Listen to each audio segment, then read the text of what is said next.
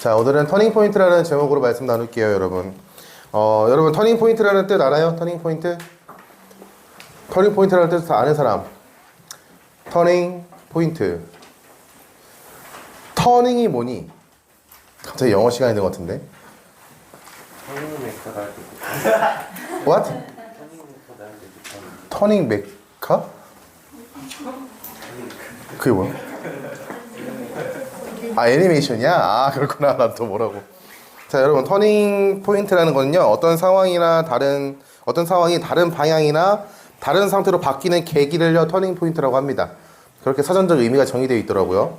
한국어로 얘기하면요, 뭐 전환점이 되겠죠. 자, 여러분 삶에서도 터닝 포인트가 있습니까? 여러분의 삶의 터닝 포인트? 내 상태가, 내 상황이 다른 방향이나 상태로 바뀌는 그러한 계기가 있었나요, 여러분? 어떤 말이나 글을 읽고 나서 갑자기 내가 깨달음을 딱 얻는 거예요. 그러면서 아, 이렇게 살면 안 되겠다. 아, 부모님께 효도해야겠다. 이런 거 있죠. 번쩍이는 갑작스러운 깨달음. 자, 우리 그 사건들을요, 우리는 터닝 포인트라고 해요. 터닝 포인트를 아직 경험해보지 못한 친구들도 있을 수 있습니다. 하지만 여러분의 삶에 큰 영향을 주는 한 사건이 있고, 그 사건으로 인해 삶의 방향이나 내가 가지고 있는 가치관이 변화되는 그러한 경험들, 그런 일들을 여러분 겪게 될 것입니다. 그게 바로 터닝 포인트예요. 갑자기 공부를 안 하다가 야, 나 이렇게 하면은 진짜 큰일 나겠다 싶어가지고 공부 열심히 하는 거. 그 깨달음도 터닝 포인트예요. 내가 부모님 말을 잘 안 듣다가 갑자기 어머니 머리에 있는 갑자기 흰머리 개수가 너무 많아 보여. 내가 이렇게 속썩이면 살면 안 되겠다. 이런 것도 터닝 포인트가 될 수 있습니다. 자, 여러분 성경을 읽다 보면은 수많은 사람들이 하나님을 만난 후에 삶이 바뀌었습니다 라고 고백하는 장면들이 엄청 많아요. 아브라함이라는 사람은 우상이 가득했던 지역에서 하나님을 인격적으로 만났고, 그 만남을 통해서 하나님께서 허락하신 약속의 조상이 됩니다. 너로 말미암아 수많은 사람들의 복의 근원이 되게 할 거야 라고 말씀하신 것을 그가 바라보고 믿음으로 고백하며 나아갔죠. 여러분, 모세라는 사람도 마찬가지예요. 모세는요, 원래 이스라엘 사람이었는데, 자기가 이스라엘 사람이었는데 애굽의 왕자의 삶을 살았어요. 애굽의 왕자의 삶을 살다가 자신의 민족인 이스라엘 백성들이 핍박받는 모습을 보면서 내 마음 가운데 일어난 그 자신의 백성들을 향해 사랑하는 마음이 결국에는요, 애굽이라는 사람을 살해하게 되는 원인이 됩니다. 자, 그로 인해서 이 살인 사건으로 인해 가지고 모세가 미디안 광야로 도망쳐요. 40년이라는 세월 동안 시간을 보냅니다. 그리고 80세가 되었을 때 하나님께서는요, 모세를 찾아오셨고요. 그리고 모세가 하나님을 만난 이후에 이스라엘 지도자가 됩니다. 자, 오늘의 말씀은요, 베드로라는 사람이 성령을 만난 사건, 성령의 충만함을 입은 그 사건으로 인해서 삶이 변화되었다라는 것들을 우리에게 얘기하고 있어요. 자, 지난 시간에 오순절에 예수님께서 아버지께로부터 보낸 저거 적으면 안 되는데 큰일 났네요. 네. 지금 적어보고 기도 설교 본문과 제목을 적고 있는데 저 틀린 겁니다. 네. 2번 눌러주세요. 2번. 네. 야, 진짜 오타 났다. 터닝 포인트. 네. 자, 여러분 마음에 긍휼한 마음이 있다면 언제든지 저한테 말해주세요. PPT 만드는 것 좀 부탁하게. 자, 여러분, 베드로라는 사람이 지난 시간 말씀에 성령의 충만함을 받았습니다. 그 사건은요, 뭐였냐? 예수님께서 아버지께로 간다. 아버지 하나님께로 내가 갈 건데, 그 아버지께로 간다는 그 사실을 들었던 제자들이, 그러면 저희는 어떡합니까? 저희는 이 세상에서 살아가는데 어떻게 합니까? 라는 두려워 떨고 있는 그들에게 너희에게 성령을 보내줄 거야 라고 약속하셨어요. 그리고 오순절 그날에 성령이 임하였습니다. 성령의 충만함을 받았어요. 예수님을 따랐던 예수님의 제자들, 그들은요, 예수님께서 십자가에 못 박혀 죽어가는 그 순간에 모두 부정하고 도망쳤던 사람이었습니다. 자기 자신이 살기 위해서. 베드로는요, 예수님을 3번이나 부인했던 사람이라고 복음서에서는요, 선명하게 고백하고 있어요. 베드로는요, 예수님을 3번이나 예수님의 앞에서 대놓고 나는 저 사람 몰라요 이러면서 저 사람 모릅니다, 저 사람 저주합니다 라고 3번이나 부인했다라고 성경은 얘기하고 있습니다. 그랬던 베드로가 성령의 충만함을 입으니까 이제는요, 120명의 성도들과 함께 예수님의 이름을 담대하게 선포합니다. 그 사건이 오늘의 말씀이에요. 자, 오늘 보지 못한 말씀이지만 성령 하나님을 성령 하나님의 충만함을 입은 베드로가 담대하게 예수님이 하나님의 아들이라는 사실과 구약의 말씀에 약속된 구원자 메시아라는 사실을요 선포합니다. 베드로는 예수님을 부인하고 떠났던 제자이지만 이제 자신의 목숨을 아까워하지 않고요 예수님이 누구인가에 대해서 세상 사람들에게 분명하게 선포를 해요. 먼저 성령을 받은 사람들이 술 취한 것이 아닌가라는 사람들의 조롱 가운데 그들에게 이것은 성령 하나님의 역사하심이다라고 선포합니다. 베드로의 선포는 단순한 현상에 대한 해석을 넘어가지고 하나님의 말씀의 성취입니다라고 고백하는 거예요. 사도행전 말씀에 보면요 2장 16절에서 21절 말씀에 그렇게 고백하는데 2장 22절에서 24절 말씀 함께 보겠습니다.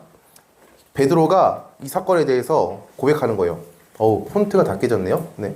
자, 이스라엘 사람들아 이 말을 들으라. 너희도 아는 바와 같이 하나님께서 나사렛 예수로 큰 권능과 기사와 표적을 너희 가운데서 베푸사 너희 앞에서 그를 증언하셨느니라. 그가 하나님께서 정하신 뜻과 미리 아신 대로 내준 바 되었거늘 너희가 법 없는 자들의 손을 빌려 못 박아 죽였으나 하나님께서 그를 사망의 고통에서 풀어 살리셨으니 이는 그가 사망에 매여 있을 수 없었음이라 라고 말합니다.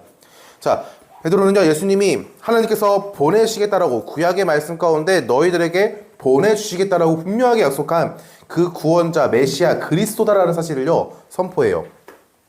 그런데 이 메시아를 너희가 유대인 너희가 법 없는 사람들 이방인들의 손을 빌려서 그를 죽게 하였다라고 얘기합니다.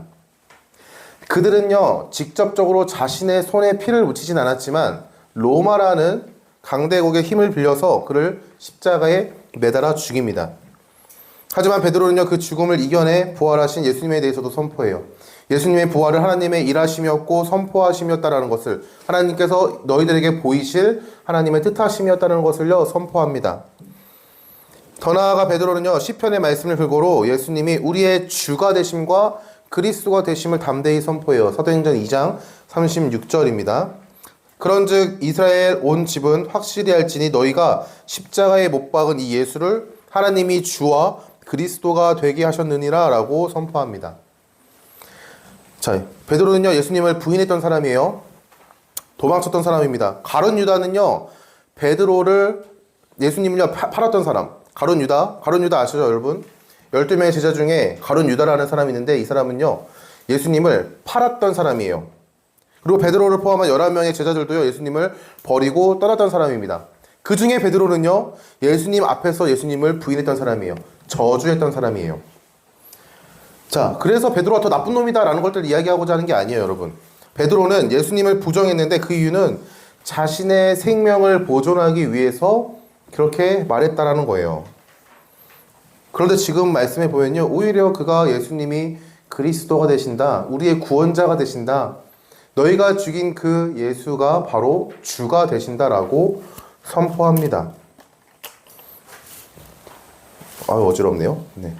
자, 어쩌면 자신의 목숨이 위협당할지도 모르는 상황 가운데 담대하게 복음을 선포하고 있어요. 자, 이렇게 행할 수 있었던 그 이유가 뭐냐? 성경은요 베드로가 성령의 충만함을 받았기 때문이다라고 선명하게 고백합니다.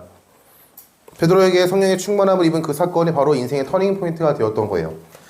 자, 여러분들에게 한번 물어볼게요. 여러분들은 예수님을 위해서, 예수님의 복음을 전하는 것을 위해서 여러분의 목숨을 바칠 수 있습니까? 저 눈 감고 한번 손 들어볼까? 나는 예수님의 복음 때문에 나는 목숨을 바칠 수 있습니다라고. 자, 눈 감고 한번 손 들어봅시다. 할 수 있다. 감사합니다. 내려주세요. 네. 여러분, 복음을 위해서 목숨을 바칠 수 있냐라는 그 질문이요. 사실은요, 참 어려워요. 막 내가 수련회 가운데 성령의 충만함을 받고 막 기뻐하고 막 감정적으로 동요돼가지고 여러분, 예수님을 위해서 목숨 바칠 수 있습니까? 그러면 네! 하고 손 들고 막 뛰쳐나갈 것 같죠? 정작 내 목에 칼이 들어오고 내 머리에 총구가 들이대는 순간 우리는요, 예수요? 라고 물을 수도 있어요. 여러분, 정말 힘든 거예요. 내가 목숨을 더 바쳐서 예수님을 위해서 살아간다는 것은요, 힘든 겁니다. 자, 여러분, 무슬림이라는 지역 알아요? 무슬림이라는 세력들이 있어요. 그곳 가운데 예수님 믿으세요 한마디만 하잖아요. 자, 어디서 그랬는지 서로 약속이라도 한 듯이 손에 돌멩이를 쥐어들고 사람들이 우르르 몰려듭니다. 그리고 돌멩이를 던져요. 언제까지? 그 사람이 죽을 때까지. 왜요? 그들은요, 자신이 믿는 말씀의 근거에 하나님을 사칭하는 자를요, 죽여라라는 그 말씀을 근거로 합당하다고 생각하고 돌을 들어서 돌을 던져서 죽입니다. 자, 멀리 가지 않아도 북한에서는요, 여러분, 북한에서 예수님 믿으세요 하면요, 어떻게 되는지 알아요? 소리 소문도 없이 끌려갑니다. 네, 영화에서 보는 것처럼 갑자기 복면이 씌워지더니 막 트럭을 타고 어디 끌려가요. 눈 딱 떠보니까 아우지탄광. 네, 강제노동. 감옥에 가서요, 모질게 매도 맞고요, 총살도 당하기도 합니다. 왜요? 복음 전하는 거 하나 때문에. 자, 여러분들은 죽음을 무릅쓰고 예수님의 복음을 전할 수 있습니까, 여러분? 그럴 수 있어요? 그럴 수 있는 사람 있습니까? 전사님은 지금은 그럴 수 있습니다 라고 할 수 있겠지만, 만약에 전사님, 여러분들이 만약에 인질로 잡혀 있다고 생각하면은요, 전사님은 복음을 내려놓을 수도 있을 것 같아요. 왜요? 여러분들은 전사님이 허락된, 양육하라고 허락된 귀한 영혼이기 때문에 내 한마디로 인해서 여러분이 죽는다 라고 생각하면요, 망설일 것 같습니다. 부모님들도 마찬가지일 거예요. 부모님들 예수님을 전하는 것은 그 삶 가운데 내 목숨 아깝지 않습니다. 그러나 만약에 자녀의 목숨이 걸려있다면요, 고민하실 겁니다.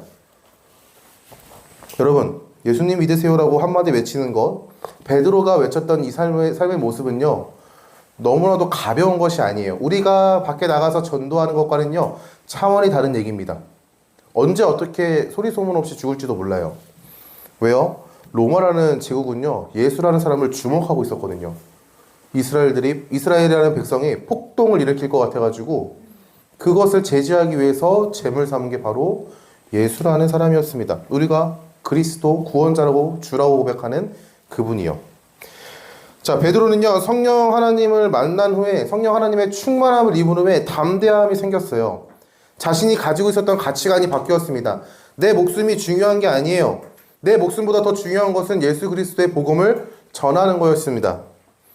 예수 그리스도의 복음, 그 복음의 메시지가 담고 있는 그 구원이 베드로의 삶의 최고의 가치가 되었어요. 그러하기 때문에 자신이 죽을 수도 있었지만 담대하게 선포하는 것이죠. 두려움 없이 목숨을 구걸하지 않고 복음을 선포해요. 살려달라고, 자신의 목숨을 살려달라고 예수님을 부인했던 베드로가 이제는 자신의 목숨을 구걸하지 않고 복음을 선포합니다. 그 복음의 메시지를 들었던 사람들의 반응은요, 다음과 같습니다. 사도행전 2장 37절 말씀이 이렇게 얘기해요. 그들이 이 말을 듣고, 베드로가 선포한 복음의 메시지입니다. 이 말을 듣고 마음에 찔려 베드로와 다른 사도들에게 물어 이르되, 형제들아, 우리가 어찌할꼬 하거늘. 복음을 들은 사람들의 마음이 찔렸어요. 죄책감이 생긴 것이죠. 내가 예수를 못 박았구나, 십자가에 못 박아 죽였구나 라는 자신의 마음 가운데 일어났던 죄책감 가운데 아무것도 할 수 없는, 나는 어떻게 하지라는 그런 죄책감 가운데 베드로와 사도들에게 묻습니다. 나는 이제부터 어떻게 해야 합니까? 나는 이제 어떻게 해야 됩니까? 어떤 삶을 살아야 합니까? 라고 묻는 거예요.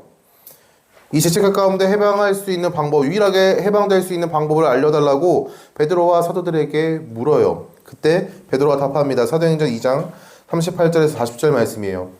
베드로가 이르되, 너희가 회개하여 각각 예수 그리스도의 이름으로 세례를 받고 죄사함을 받으라. 그리하면 성령의 선물을 받으리니 이 약속은 너희와 너희 자녀와 모든 먼데 사람 곧 주 우리 하나님이 얼마든지 부르시는 자들에게 하신 것이라 하고, 또 여러 말로 확증하여 권하여 이르되, 너희가 이 패역한 세대에서 구원을 받으라 하니라고 말합니다. 회개하여 각각 예수 그리스도의 이름으로 세례를 받으래요. 그리고 죄사함을 받으래요. 회개함으로 죄에서 돌이키라고 말합니다. 그리고 세례를 받음으로써 너희들의 그 믿음의 결단을 고백하라는 거예요.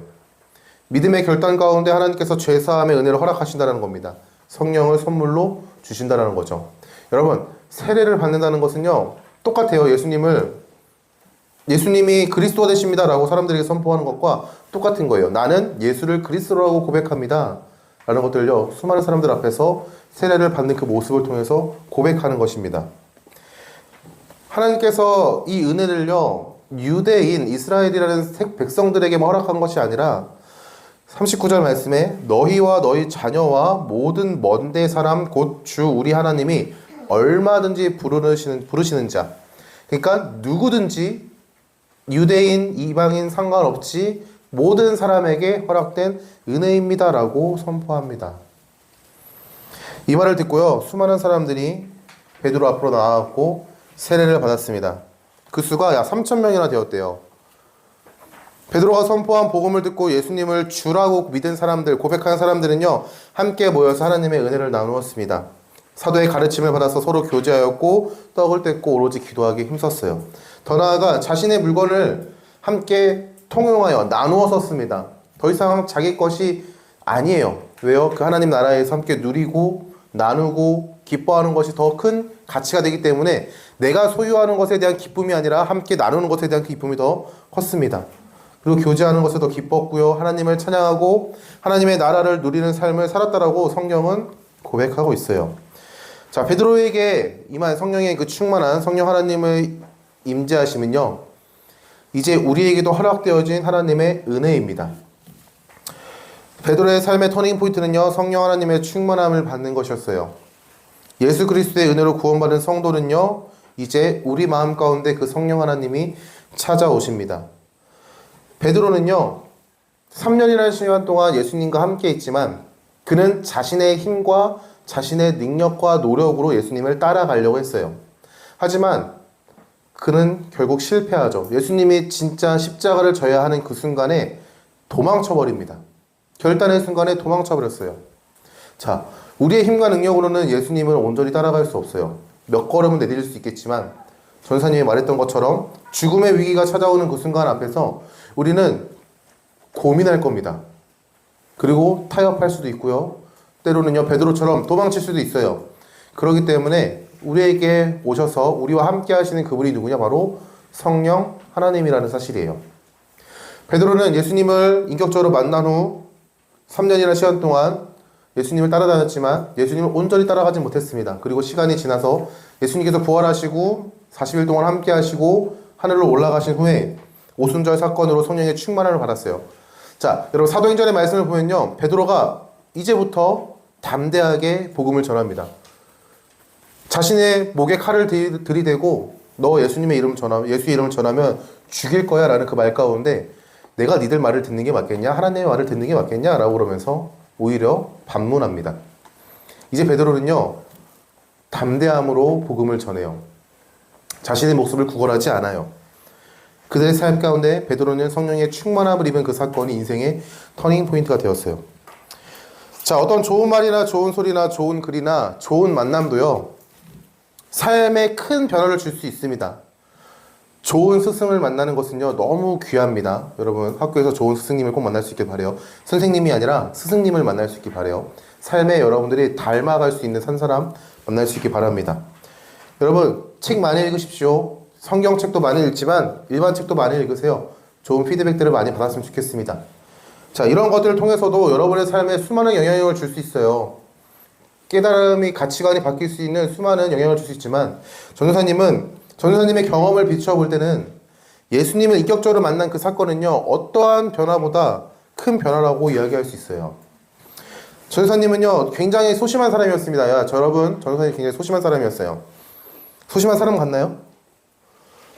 그렇지 않죠. 여러분 앞에서 막 소심한 척 안 하잖아요. 전도사님은요, 굉장히 소심한 사람이었고요. 사람 앞에 나서는 것도 되게 두려워했던 사람이었습니다. 뭔가 이게 발표해라 이러면요, 심장이 콩닥콩닥 거리는 사람이었어요. 뭐 이렇게 하는 게 힘들었어요.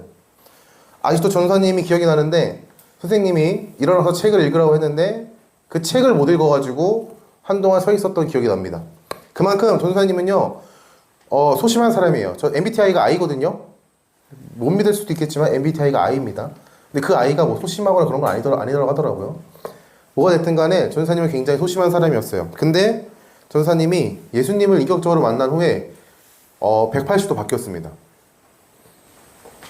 전도사님이 20살 때 예수님을 처음 만났거든요. 예수님 인격적으로 만나고 전도사님 삶이 휙 하고 바뀌었어요. 자, 앞에 보여줄 사진이 하나 있는데, 자, 짜잔. 여러분 저 모자 위에 달려있는 저거 보여요? 네. 네. 귀엽다. 전사님 최근 사진은 아니고요. 전사님이 5년 전에 예비군 갔다가 찍었던 사진이거든요. 자, 모자에 보면요, 저거 V자 표시 보이죠? 전사님이 군대를 부사관으로 전역을 했어요. 부사관이 좀 뭐냐면, 뭐 군대 나갔던 애들 군대 얘기하려니까 힘드네. 자, 군대에는요, 장교와 부사관과 병사가 있습니다. 네, 여러분이 막 이렇게 은색깔로 막 반짝반짝거리는 거 이렇게 달고 있는 사람들 있죠? 지휘관이라고 하시는 분들. 그분들이 장교고요. 그 다음에 노란색으로 달고 있는 그분들이 뭐냐? 부사관이에요. 그리고 여러분들이 무시하는 짝대기 하나 달리고, 2개 달리고, 3개 달리고, 4개 달렸던 그분들. 자, 여러분들 다 갈 때입니다, 여러분. 남자친구들. 통일될 것 같죠? 통일 절대 안 돼요. 미안하지만. 여러분, 군대 다 가야 됩니다. 네. 서준이까지 가야 될 거예요, 아마. 자, 여러분. 전사님은 부사관을 전역을 했는데, 자, 부사관이 하는 일이 뭐냐? 병사들과 함께, 병사들을 지도하고, 지휘하고, 뭔가의 임무를 수행해야 되는 리더의 역할을 감당하는, 직분을 가진 사람이었어요. 전사님은 굉장히 소심한 사람이었는데, 예수님을 인격적으로 만난 다음에, 180도 바뀌었다 그랬잖아요. 뭔가 사람들 앞에 나서는 것에 있어가지고 내가 수치를 당하는 게 그렇게 부끄럽지 않더라고요. 수많은 사람들에게 발표 한마디 하는 게 너무나도 힘들었던 내가 어느 순간부터 예수님을 인격적으로 만나고 나서 내가 부끄러움을 당하는 게 이게 부끄러운 게 아니구나 라는 사실을 깨달았어요. 왜요? 더 수치스럽고 부끄러운 것을 하나님께서 덮어주시고 용서해 주셨다는 사실을 깨달으니까 사람들의 시선과 평가에 대해서 뭐 어쩌라고 라는 담대한 마음을 갖게 되었어요. 사진 넘겨주세요. 그만 보고 싶어요. 계속 마주보고 있어가지고. 네. 자, 여러분들의 삶에서도 수많은 터닝 포인트가 찾아올 거예요. 네. 어떠한 좋은 책을 읽을 때, 좋은 사람을 만날 때, 예를 들면 여러분들이 뭐 좋아하는 노래 글귀 하나에서도 깨닫고 그 삶에 영향을 주는 것들을 받아들일 수 있습니다. 친구가 툭 던지는 그 한마디. 뭐 예를 들면 뭐 너무 힘들어하고 있는 힘들어하는 상황에서 친구가 야 대충 해. 이 한마디도요 누군가에게는요 내가 너무나 열심히 하고 있었구나. 내가 너무나도 어떻게든 이겨보려고 했구나라는 그 마음 가운데 평안을 주는 한마디가 될 수도 있습니다. 어떠한 것들이든 간에 여러분의 삶의 터닝 포인트가 될 수 있는데 그 터닝 포인트는요 안타깝게도 여러분의 삶에 평생 함께 하지는 못해요. 왜요? 여러분들은 계속 사람을 만나고 글을 읽고 듣고 그 가운데 깨닫게 되거든요. 계속해서 변해요. 상황과 환경에 따라서 그 가치관이 계속해서 변합니다. 하지만 여러분 전도사님은 확실하게 말할 수 있는 게 뭐냐? 예수님과의 인격적인 만남은요 평생의 삶에 여러분들을 인도하시는 하나님의 은혜라는 사실을요 이야기해 주고 싶어요. 만약에 전도사님이 예수님을 인격적으로 만나지 않았다면은 여러분들을 만날 수가 없었겠죠? 네. 여러분들이라는 귀한 존재를 만날 수가 없었을 거예요. 네. 이렇게 사랑스러운 여러분들을 만날 수가 없었을 겁니다. 예수님 인격적으로 만나지 않았다면. 이게 은혜예요. 그리고 전도사님의 평생의 삶에 지금도 계속해서 하나님께서 이렇게 하면 좋겠다, 저렇게 하면 좋겠다, 또는 너의 마음 가운데 이러한 마음들을 내려놓으면 좋겠다, 너의 마음 가운데 이런 담대함이 있었으면 좋겠다 라고 계속해서 이야기를 해주세요. 그 삶의 터닝 포인트, 잠깐의 터닝 포인트였지만 평생의 삶의 인도하심을 허락하고 있습니다. 자, 여러분의 삶에도 그 하나님의 은혜가 있길 소망해요. 예수님을 인격적으로 만날 때 하나님께서는요 여러분들의 마음 가운데 성령 하나님을 보내주세요. 선물이에요. 선물. 그 성령 하나님이 영원한 삶 가운데 여러분이 죽기 전까지 계속해서 동행하실 것입니다. 그리고 죽은 이후에는요 이제 하늘나라 하나님의 품에 안겨서 우리는요 하나님과 동행하는 삶을 살 거예요. 여러분에게 그런 은혜가 있기를 소망합니다.